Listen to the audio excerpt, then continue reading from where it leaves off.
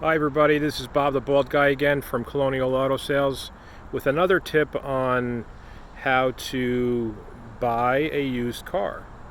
And we're going to talk a little bit about economics. You might have seen my other post the other day about how to achieve a payment and how to make that calculation. So today I'm going to talk to you a little bit about the economics of the financing on a used car purchase. So here's what I'm going to talk about to you. Get a lot of times where people come in, they're looking for a car, they fall in love with something, they've done a ton of research on the vehicle, they come in, they test drive it, love it, and now it comes to the point where they're chasing a payment. So here's the thing. Most people that come through the door are going to typically go into a 5-year term with the bank, 60 months. Now, here's what I wanted to tell you.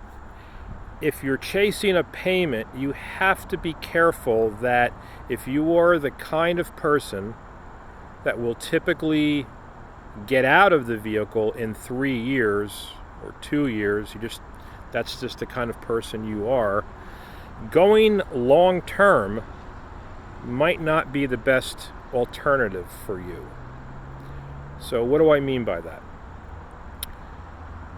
If you saw my other videos about how to acquire a payment, the $20 per thousand scenario calculation, the longer you go on a term, let's say past 60 months, the lower your payment will be.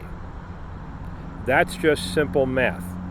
However, the longer the term that you take, the more that you will be paying in interest as time goes on.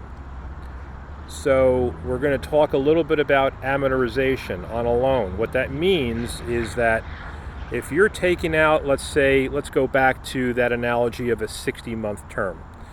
In the first year, let's say, you're really paying a lot more in the interest level of that loan than you will be toward the end of that loan. It's just the way that the amortization works with paying down a loan. So, the other thing you have to consider is how much you're going to be driving this vehicle. If you're hogging a lot of miles per year, you have to keep into consideration that you will depreciate faster than the average person.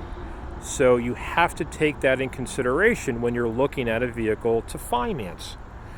So again, I want to reiterate, if you are coming in and you want to buy a vehicle, the thing you have to understand is that the longer you go, the cheaper the payment will be. However, you're going to be paying more in interest. So you have to think about that. You have to do a little bit of homework and understand what you're getting yourself into. Now, the reason why I'm bringing this up is because if you come back after 2 years or 3 years and you've put little to no money down, you're going to owe more in interest. It will be very hard for you to be able to trade out of that vehicle. It's just a rule of thumb. You're going to lose value of that vehicle as you drive it more and more and more. You know, you've heard that analogy of the minute you drive away off the lot, you lose about 20%. It's kind of sort of there. You're going to lose money. Now, here's a tip.